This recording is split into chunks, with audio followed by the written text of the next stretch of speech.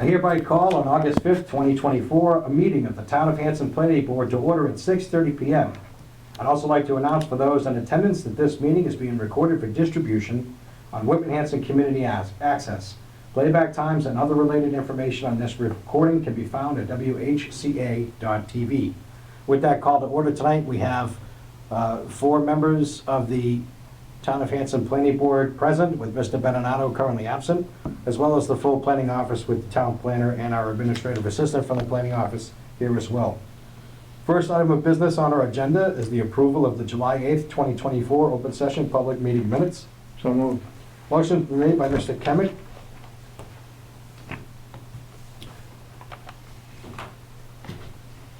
Somebody want to second that? Yeah, I'll second it. I wasn't at that meeting, but I did have a chance to review it. Motion's been made and seconded by Mr. Cohen. Any discussion in regards to that motion for the public meeting minutes for July 8th? Seeing none, all those in favor signify by saying aye. Aye. Opposed? Motion carries 401.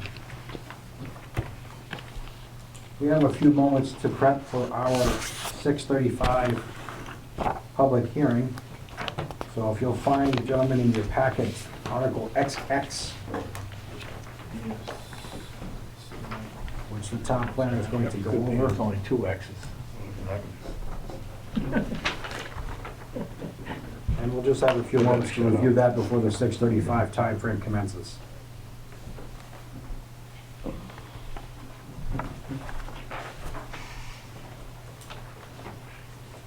Hi, Mr. Chair. Town planner. Same copy you have. There's just some highlighted areas that might make it easier for us to go through, Perfect. so that just might be easy to follow. And I'll have to do some explaining, but those highlighted areas might just come in hand to follow it a bit better. Can I ask you a quick question before we get going? Just real quick. Does this also cover battery storage systems for residential residences, like inside the house? No, that's covered, well, that's supposed to be covered on the building code, but they're still trying to sort of catch up to that. Okay. I can tell you that, Because that's a unique situation, and the public health is definitely a consideration with that as well. yeah, the building code is sort of trying to catch up to these, because as you're aware, you're an electrician, so you're very familiar with them. These batteries going inside of houses, and to some degree, it's kind of like putting a bomb in your house. Yeah. And so I've had conversations with our building inspector, and he said that for him, anything that's going to go in the house, in essence, he wants to create like a fireproof room with, like sheetrock and doors that are fire rated, so that if there is a fire in that, they have time, it's contain it as best you can, and then, for the fire department to. I know electrical inspectors cite the, and I won't keep going, but just briefly, it was the UL listing of where it's allowed to be. That's a big part of it. But I think it deserves a bylaw. Well, we could definitely examine that at a later date.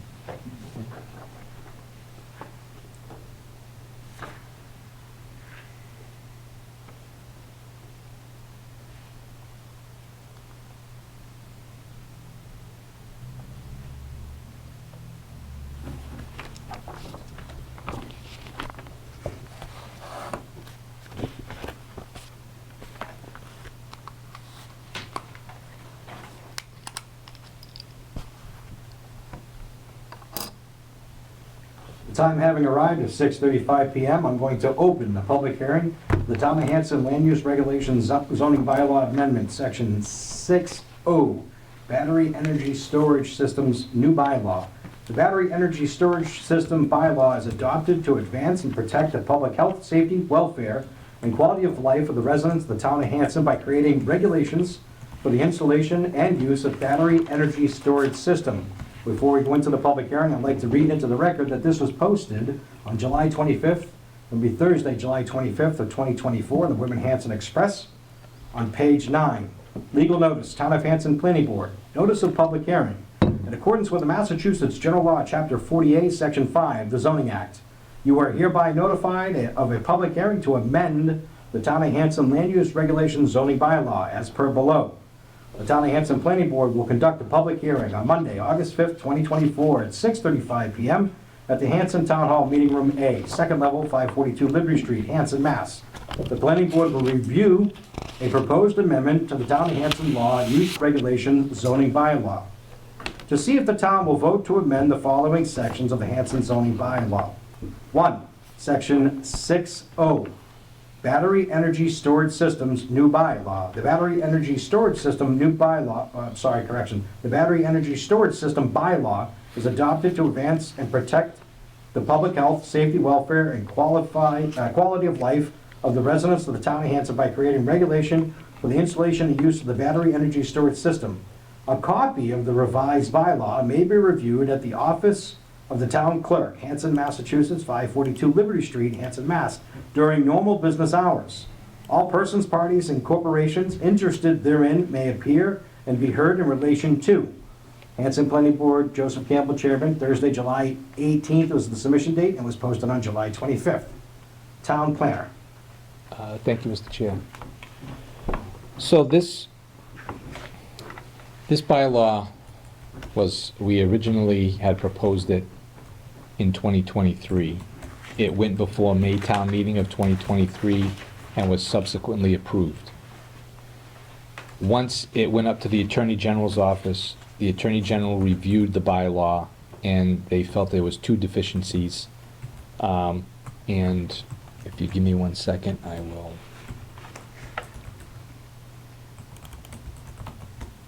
Just call it up.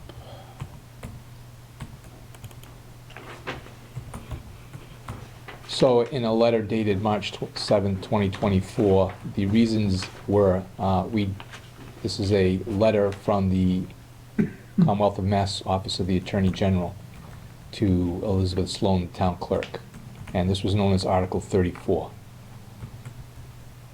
Under Article 34, the town voted to adopt a new Section 6O, Battery Energy Storage Systems, BESS, that imposes a 2-year moratorium on the construction of a Tier 1 BESS and allows a Tier 2 BESS by special permit in the Battery Energy Storage System Overlay District, BESS Overlay District. We disapprove Article 34 in its entirety for 2 reasons. First, the 2-year prohibition of all Tier 1 BESS everywhere in the town conflicts with the solar protection in General Law, Chapter 48, Section 3, as analyzed by the Supreme Judicial Court in Tracer Lane 2 Realty, LLC versus the City of Waltham, 489 Mass 775, 779, 781, 2022. Waltham's outright ban of large-scale solar energy systems in all but 1 to 2% of Waltham's land area is impermissible under General Law, Chapter 48, Section 3, Paragraph 9. Second, the town failed to adopt a map amendment and so did not actually create a BESS overlay district, which conflicts with General Law, Chapter 48, subsection 4 and 5.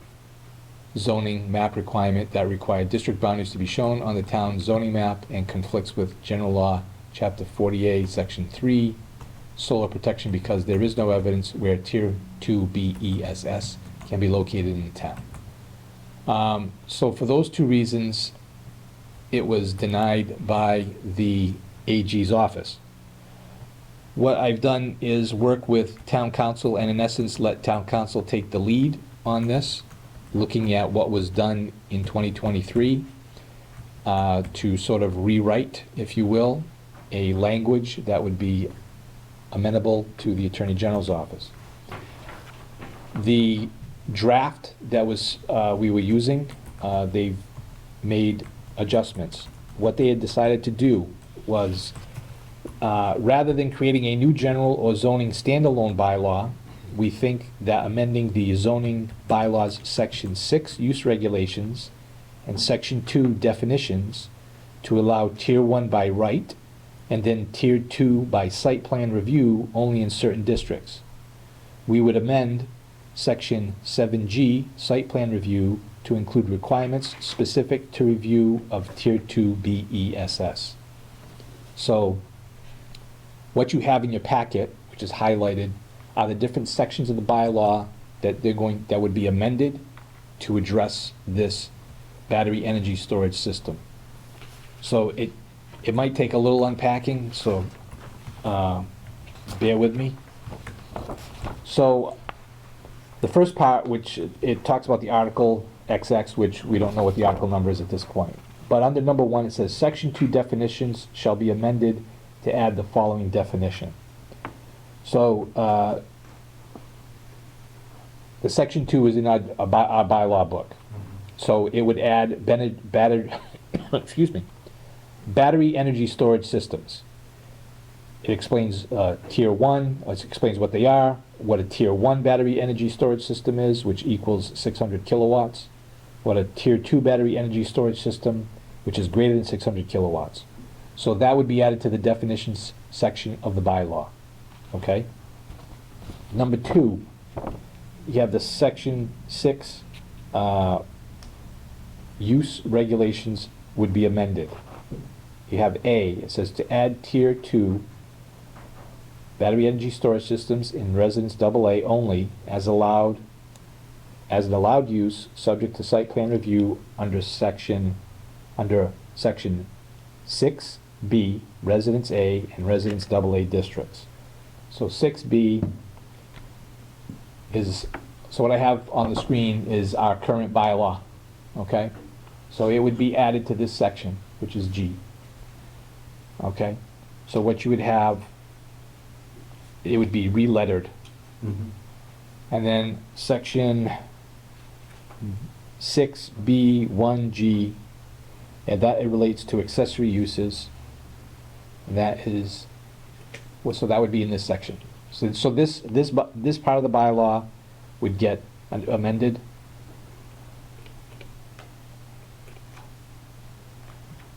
And so then, I had hoped that they would be here today, but they unfortunately couldn't make it. So it'd be allowed in a residence A. So in this section you have in residence A. So this is where it's going to get changed. So then the next one, it says amend 6B1G. So B1G is this right here, up on the screen. Okay? So what it says is to amend the current section to add Tier 1 BESS as an accessory use so that the section reads as follows. Accessory uses including normal accessory uses as private garages, storage sheds, tennis courts, swimming pools, cabanas for swimming pools. Tier 1 BESS, that's what's going to be added, and a structure approved by civil defense authorities and designed for use by the inhabitants, employees, or customers of the property to which it is an accessory and used for shelter from natural disaster or war. And I'll be honest with you, Hanson's like one of the few towns I've ever seen that still has a civil defense bylaw. So what's going to get added there is regarding the Tier 1 BESS. Next section, which you see under C, it says section 6D1. 6D1. It's on page. Tony, by adding this section 2A, this new 6B resident A and resident AA districts, that's going to also take care of the map requirement. We have that already mapped out, right? You wouldn't need a map. Yeah. The map, because it's already mapped out. Yes, That's yes, somewhere, yeah, yes, yep. So let me just go to, So this is just calling out A and AA as the zone. Yep. yep. Okay. So 6D is business district.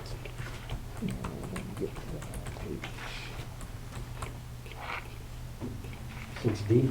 Yeah, so section 6D deals with the business district, okay? 6D1? 6D1, so now 6D deals with the business district, 6D1 is uses permitted. Oh, gotcha. Gotcha, yeah. So 6D1, which talks about uses permitted, subject to site plan approval, they would add Tier 1 BESS, as of right, as an accessory use, and Tier 2, BESS, as an allowed use as of right, subject to site plan review. So under this section, they were gonna be required to do site plan review and get that taken care of. And we're gonna add that to 6E, right? And then to add, then, exactly, so under Yeah. 6E, that gets added as well. 6E is agricultural, 6E is commercial industrial. mixed use. 6E is actually commercial industrial. Yeah. So the only place that's excluded Is is agricultural. agricultural. Yeah. So then, number 3, where it talks about section 7, development of sites and locations of buildings and structures. Let me get to that page. That's gonna be 7. It's gonna be 8 of the current bylaw. Let me just get to that page.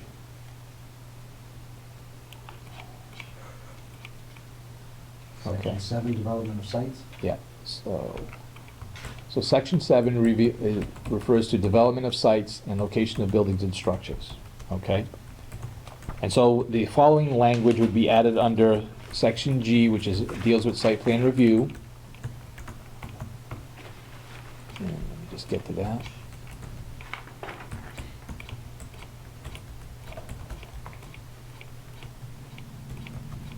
Would be a whole new section, right? Yeah, so section G, site plan review, okay?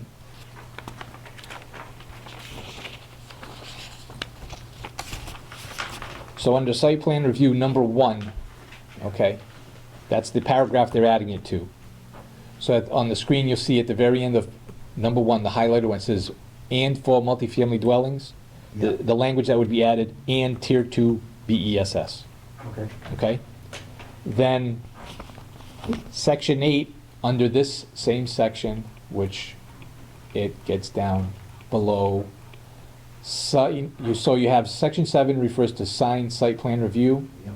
Then there would be a whole new section, and that's gonna be everything on the next few pages. And all that information that's on the next few pages is relatively the same language that was In the original. in the original amendment, Yeah, okay. okay? So they felt that this is probably, the council felt that this is the easiest way to incorporate all this into the bylaw, and that the AG's office would probably go for it.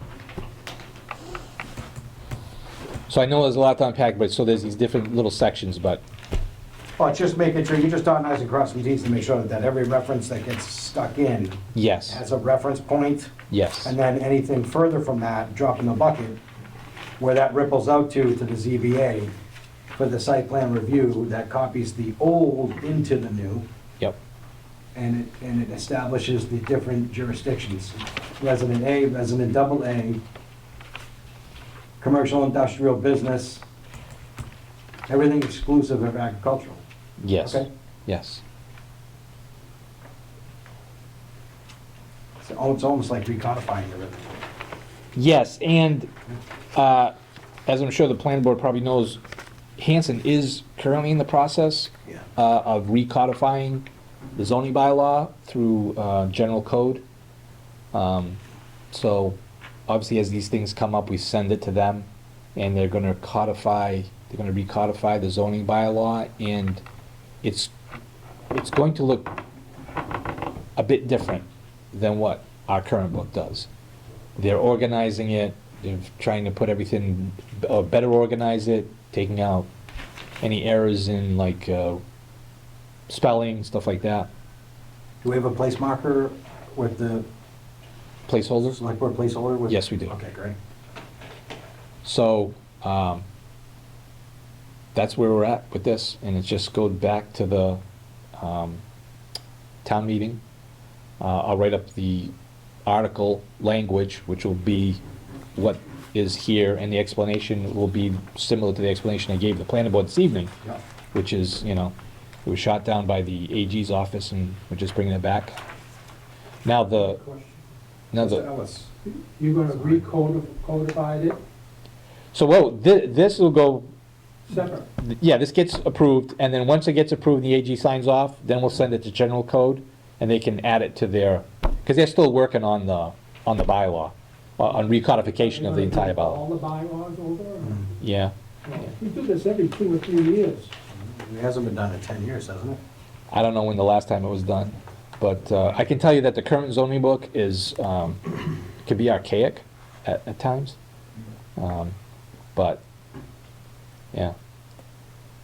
I mean, obviously, before we sign off on any kind of recodification, you know, I've read through, because once they started the work, they had a bunch of questions. There was like 128 questions they had on the zoning side that I had to go through each one, and If A, then B, yeah. or C squared. Yeah, so then, you know, once they're done, we'll get a copy of it, we'll get to go through it and take a look at it, and if there's things we say, oh, that we don't agree with, we think that we change, so it's not as if they'll come up with a final and just say, okay, here you go, and it's done. No, you know, we have to sign off on it. Hey, can I ask a quick question? Mr. Cameron. And design standards, section C, item 4, I believe it is, vegetation and tree cutting area within 20 feet of blah, blah, blah. So I'd just like to understand, I know in other parts, there's probably like setbacks and things like that. So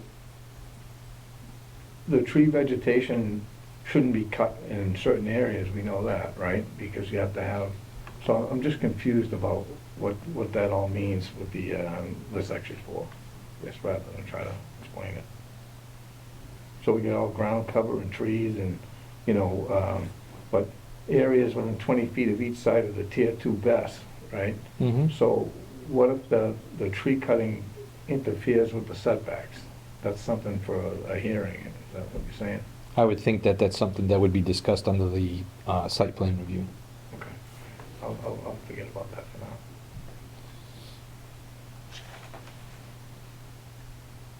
Any other questions from the board?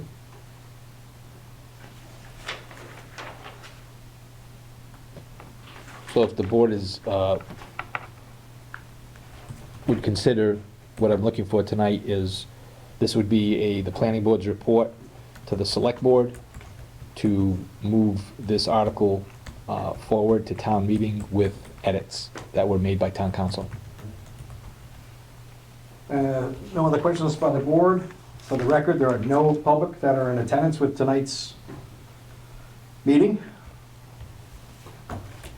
I will hereby close the public hearing. Town of Hanson Land Use Regulations Zoning Bylaw Amendment, Section 6O, Battery Energy Storage Systems, known as BESS. New bylaw. The Battery Energy Storage System bylaw is adopted to advance and protect the public health, safety, welfare, and quality of life of the residents of the town of Hanson by creating regulations for the installation and use of battery energy storage systems. This hearing is closed. Entertain a motion from the board to move favorable from the planning board to the board of the select board. The proposed changes read over tonight by the town planner from town council. Motion been made by Mr. Kemet. Mr. Ellis. Second. Seconded by Mr. Cohen. Any questions in regards to that motion? Seeing none, all those in favor signify by saying aye. Aye. Opposed? 401, Tony. Please pass that on to the select board with our blessing. Thank you. We don't have any appointments this evening, board business. I don't have anything for OCPC or open space. I don't know if there was anything new that you had, Tony, for OCPC.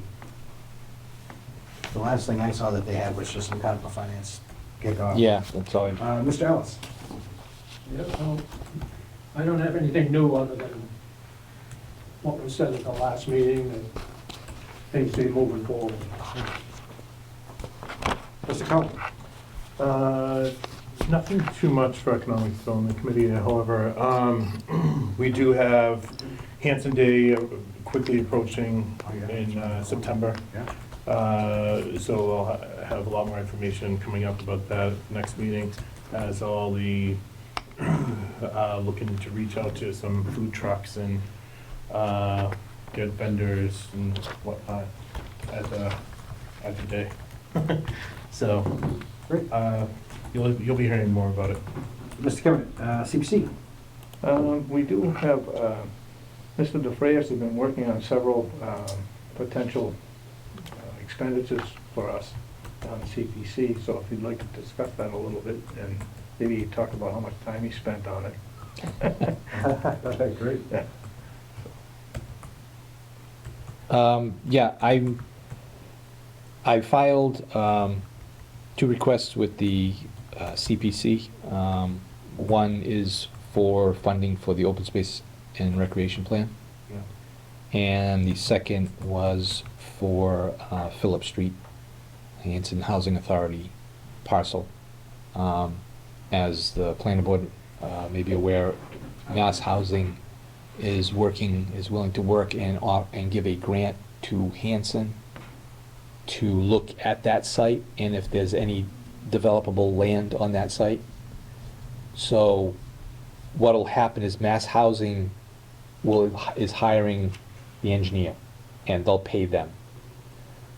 Hanson has to pay 10%, so the 10% match. In this particular case, the contract is for $9,550, so Hanson would have to pay $955. So I've asked the CPC if they'd be willing to fund that, as it is part of housing. So I'm going before them on the 14th of August and see what happens. Are they just doing a regular on-the-ground survey, or are they actually going under? No, this would be, the biggest thing out there is there's a resource area, and that's going to be the key factor as to whether this property is viable in any fashion. So that's what is going to be the first steps. And once that's determined, then we'll be able to know, is it viable, or is it let it sit and give it to conservation, or Solar farm? so, or if the town is willing to, say, approach abutters who may have upland and add it to this site. So there's all kinds of options, but we haven't reached that point yet. And they have to reach out with conservation, they go with conservation on that? Well, what'll happen first is they're gonna send out a botanist. Yeah. They'll establish the wetland line, Yeah. and then that wetland line will get put on a plan, and then we can see where we're at then. Great. So can I just ask Kevin. a quick question? One of the things Tony did just touch on it was that I feel like there's a land abutting this site, and I wonder if, included in a survey could be, at least be, is it viable to take land from that? Is there enough upland nearby, or, so I wonder if that could be, the scope could be expanded just a little bit. Because if you think about it, it would be nice to think outside the box and expand that site beyond 15 acres. Because, most of the people, the developers, they want X amount of square feet, and they want, there's a minimum of units that they're willing to step in on, so. the more Actually, that's land it. you have, the better. That site's only 2.7 acres. Okay, yeah, Either I right, misspoke yeah. somewhere, or they somehow thought I said 15 acres, I'm Yeah, not that's why sure. I'm talking about that. Yeah, It's stuck in my head now. I'm not sure, but I think there's some abutting land. Yeah, there's abutting There's land, abutting that land size. there, that by GIS, it looks like it's dry land. Okay. So depending on what the results are, what we find, I mean, it may be possible to approach the abutters to say, hey, would you be willing? The worst they could say is no. Mm. Okay. But that won't be a part of this report that's being done. No, this report right now is to just get the wetlands established. Is that everything from the CPC? Yeah. Great, thank you very much. Mr. Benino is not here, so we're gonna move along to our town planner update. Town planner, Thank you, Mr. Chair. you're welcome. So the first item on the update is Pratt Place culvert replacement. So I'm gonna put a plan up on the screen here, and actually, let's do the GIS one. So Verdantis is the engineering company that is doing the work out there. And so they have been out to perform an existing conditions survey, which is what's on the screen. So that's overlaid on the GIS. Let me just call this other plan up, which maybe might make it a little. Can I ask a question while you're looking at that? Yep. Is that within the North River protective order? Is that part of the North River considered? I believe that, yeah, Indian Head Brook flows out towards the North River. Yeah, so I think this is part of, I'm not sure, but I think that's part of the North River protective order. I just didn't know if these people were aware of that. I haven't made them aware of yet, but I think it's worthy of Yeah. research and North that. River estuary. And if you'd like, I can give you the contact information for the agent.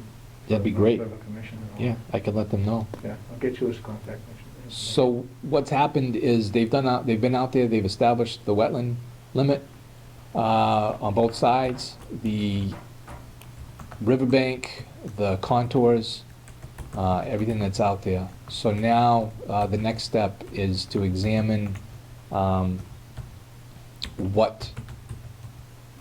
to get across and make this work. So the idea, what's being kicked around, and I think is the way that we're gonna go.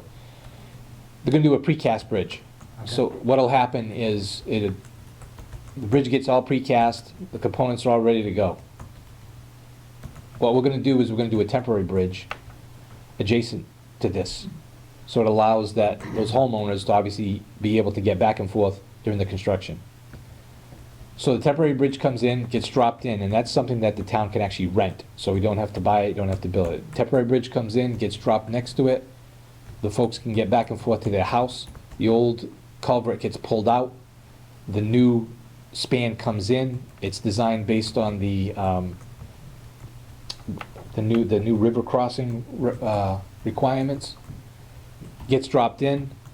Once it's all done, the old temporary bridge gets pulled out. Any type of restoration along the riverbank is performed, stabilized, all done, and hopefully, they're hoping something like this, fingers crossed, weather permitting, maybe like a 2-week turnaround, that they could get it all done.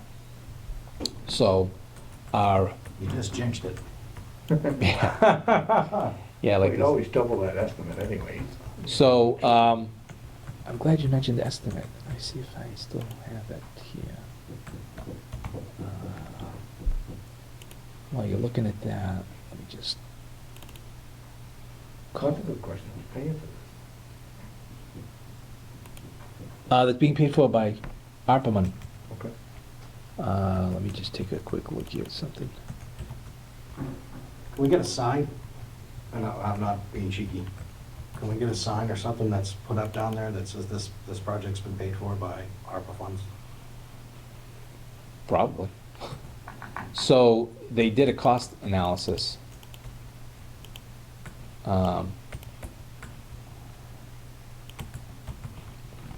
And so mobilization, erosion control, traffic control, site clearing, temporary bridge. Wow, 200 feet of erosion control, huh? Yeah, so total, they estimate at 665,000, and we have allotted at this point just over $1 million towards the project. So, if they can get pretty close to that estimate, that'll save the town, $400,000, which we could apply somewhere else. You could maybe buy a Zoom account. So, Can I ask you a quick question? And what prompted this emergency? What's the? the condition of the culvert is very poor. Okay. Yeah, the guy driving his car down in the, that's coming next. So, right. 600, so $700,000 as opposed to one lawsuit, which is gonna be how much? Right, there'd been some previous estimates done by a different company that pegged it at about 1.5 million. Yeah. But I think a lot of the prefab is where the savings are gonna come in. The key thing is the culvert right now is falling apart and it's covered with steel plates. Okay. And so it's one of those, it's not a matter of if, it's a matter of when, Yeah. and we're trying to avoid that. Those have to go back to Quincy, right? The steel plates? Where they got them from? It's Quincy? I have no idea. I'm pretty sure it's Quincy. I think Kurt McLean knew where they came from. I think You he, might want those back someday, huh? And what's gonna be the max load bearing on the replacement? at a minimum, it has to be 50,000 pounds, because we had the fire department in on this, and their pumper truck is 50,000 pounds. Okay. And the same thing with the temporary bridge, it'll have to have that capacity as well. So that's what's taking place with Pratt Place. So, And everybody's been, all the abutters, they've all been notified, the abutters will all be notified. As we keep moving things on, they're going to be doing some drilling out there, some subsurface soil testing on the 26th of August. I've notified Conservation, Building Department, Highway Department, Police Department, in case, the public called so they know they're aware of what's going on. But they wouldn't need assurances that, the roadway to the left and right of, Pratt Place and the culvert, can support the new culvert that's going in, right? That's why they're doing the testing, Right. yeah. So, I just want to make sure that we're proactive in interacting with everybody down there. yeah, we We can definitely, even put a placeholder on a meeting if they want to come and see this. well, this, as they get to a point of, let's say, showing this is the type of bridge we're gonna put in, Yeah, this will be coming to the planning board. I will be putting this on the agenda. yeah. And I will be creating a public hearing, so that way. Yeah, we'll have an abutters notification for that public hearing. Yeah. Perfect. Yeah, So this also has to go to conservation as well, right? yes, yeah. And- So they'll have two places that they'll be able to see it. And the Army Corps of Engineers as well? Army Corps, yeah, probably gonna be involved because of the fact that they're replacing riverbank. Yeah. they have to So have a they're probably gonna have a water quality Yeah. certificate from them.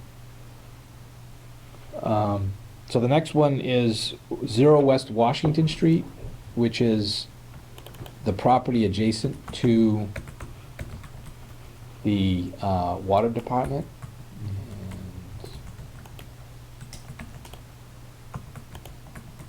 Okay, so Washington Street's out here, water department building's here. This is the industrial park. So I have a grant for this project to look at development of this site because it is in the commercial industrial zone. What you see here hatched is the wetland line that was shown on the GIS. VHB was retained to do the work here, and so they had a wetland line, a botanist go out and flag the wetland line, which is a bit odd shaped, but Yeah, wow. so that represents the wetland line. So as you can see, it's GIS, when it comes to wetlands, is rarely accurate as far as the actual edge of the wetland. So this area here is upland. I've been out there with members of VHB and of Mass Development. We did a site walk about 2 weeks ago. And the next step, VHB is going to now take this information, look at our zoning bylaws, and see what can we get out of it. So that's what I'm waiting for on them. So there'll be some preliminary plans coming, and once that does, I'll bring that before the planning board. And as we get further in, we'll probably have, either a public hearing or something along those lines. So these are all things projects that'll start coming before the board, for the board to take a look at, the public to be able to take a look at. Also, this will be passed along once we get to that point for the select board to look at. So if you had Got a a, question. Mr. Ellis? Is that where the water main comes up through from the, Yeah, we've taken that into account. Yeah. So there's a water main easement, okay? yeah, And could do one of two things. There's still plenty of room to side saddle it should be, yeah. and run a road or driveway, because we might look at this and say, okay, look, there isn't enough here to get more than one lot. So it'd be one building. Right. So any access, you could side saddle the water line, you could encroach into the easement, but I think there's even enough room to be even mostly out of the easement with any kind of access for this site. Your access won't be coming in from the industrial park, or? No, because of the wetlands, limit, the wetlands are right here, and so you wouldn't be able to. So you could be coming off of West Washington Street. Oh, but you got some, Well, there's a building here, oh, okay. so this is all wet. They had kicked that idea around, but because of the wetlands, you're not gonna be able to cross it. There's enough frontage on Washington Street? Yeah. Mr. Kelly had a question. yeah, I was just trying to formulate in my mind. So the green line is the wetland line, right? Yes. So, in commercial in Hanson, according to the bylaw, right, it's a 90-foot buffer for, instead of a 50-foot. For parking. No, for wetlands. Yeah, for parking from the wetlands. Yeah, Yeah, they brought that up. yeah, Yeah. okay. It's not just for parking, it's residential is 50-foot No, no-touch zone. and Absolutely. commercial is But when you Yeah. read the bylaw, Mhm. it refers to the parking as Yeah. being 95 feet from the wetland, but not the building, which we thought was strange. Hmm. We Yeah, thought, that doesn't sound right. we thought it was, but the way it was written, that it seems like, yeah, the building can be closer than the parking. We thought it was odd. I'm gonna have to look that one up, because you know, where the building at the intersection across the street, Mhm. right, we waived the 90-foot buffer because they couldn't do what they wanted to do without it, so, you know. And I think this here may require some waivers, depending on what they find. Yeah, you know. because this didn't get approved for a good reason, back in the past. I'm actually kind of surprised it's come back up. Because, Well, you know, yeah. the wetland, like, I would talk to Frank, go see if he can go in the Wayback Machine and look at the hearings related to this when that park went in. But, I mean, for all it's worth, today's today, that was yesterday, right? Yeah, and the town needs money. Yeah. And this is a piece of property that could generate some revenue. High Street Park, just want to add to Mr. Ellis's report. I've reached out to different companies regarding the peer review, and so I've received some estimates there. And I've also reached out to different companies regarding playground, received some estimates there. Those are estimates that I'll be bringing before the highway, not the highway, the High Street Park Committee. So whenever the next time they meet, I'll be bringing that before them, presenting those estimates, so they'll have an idea of what the costs are. Because obviously the costs for a peer review is something that would have to come out of their budget. If those funds do come back, say that culvert's built with $300,000 less, it comes in under invoice, is that money for that opera fund? No, it's opera funds. Yeah, it would have to go, It doesn't have to go back to the general fund. no, it has to go towards some other type of drainage or stormwater project. Specifically earmarked for. Yeah. So we would look at, so for instance, under MS4, Yeah, that's coming up. the town hall needs some upgrades Yeah. as far as stormwater, so that may be a potential for those funds. But that opera fund, that allocation has to come back to the select board. Yes, and I think that this ARPA money is the county ARPA money, so. Yeah, so it's gonna go back to the select board recommendation for the town administrator. Okay. And then the last thing I have is we have 2 invoices. One's for the Whitman Hanson Express, which is for advertising for tonight's zoning bylaw amendment. And the second is for 2 books purchased on Amazon. One is for Town Meeting Time, a Handbook of Parliamentary Law, Mr. Chair. You have a copy. And then the second one is, I was doing a little research, and this was a book that is Suggested Procedural Rules for Local Appointed Boards. That this book was more recommended than, let's say, Robert's Rules, because it applies more towards smaller boards. I was hoping for something a little thicker than this. But they're both here in the office, if anyone wants to borrow it. 2 invoices, one for $208.92, the other for $118.92. Any questions before I sign? Thank you.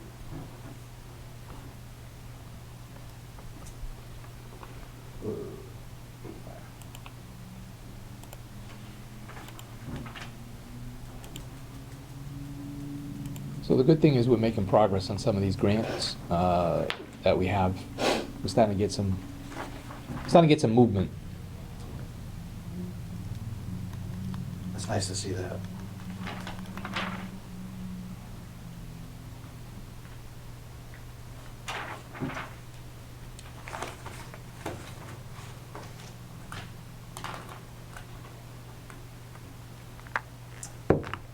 And we have the last on our agenda, town planner, is that all? Yes, sir. Last on our agenda we have is as far as our next planning board meeting, which would be back to regular schedule. It'd be the fourth meeting of the, fourth Monday of the month. It'll be Monday, August 26th.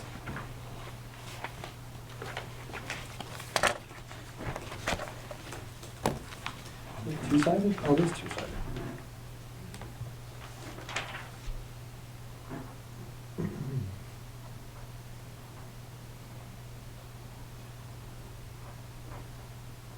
8-5. I'm Yes. gonna stop saying numbers.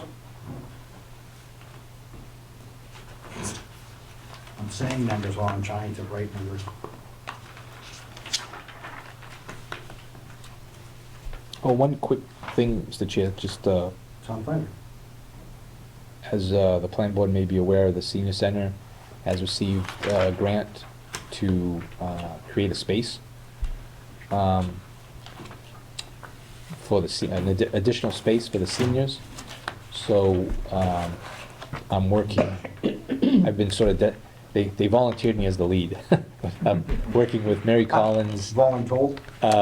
Mary Collins, Kerry Glass, the building inspector, Charlie Baker, facilities, and we're working with a modular company to basically put up a modular building that will create space for, I believe it's elder care, like a day place. I don't want to use daycare, but that's kind of what it turns out to be, I guess. DNA and all that. Yeah. Yeah. So, we're working with the company, to try and make that, all that happen, and so far, it's going well. What did I ask you a question? It'd be a modular, The library. The backside. yeah, so if you're facing the building, senior center's on your left, so you know where the patio is outside? Yeah. About 20 feet off the existing building would be a new Well, it won't be building. attached to the building. No, it won't. Yeah, I just wanted to mention on the type of building that you're talking about, right? I've done a bunch of them, and you have to be careful because some of them are designed for only a 10-year life, right? So, you know, I would suggest that you take a long, hard look. at Yeah, it, 'cause if yeah, you're we've gonna looked at- Spend that kind of money, and it's only good for 10 years, then you gotta tear it down and build a new one. This company, they've been doing a lot of modulars in Massachusetts for schools, so. Yeah, so have I. Yeah.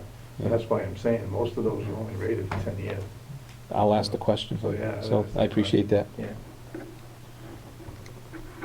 So I entertain a motion to have our next planning board meeting on Monday, August 26th, 2024. Motion's been made by Mr. Ellis. Second. Second by Mr. Cohen. Any discussion in regards to that motion?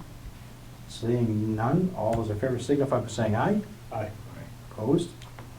401, motion carries. We'll have a meeting on August 26th.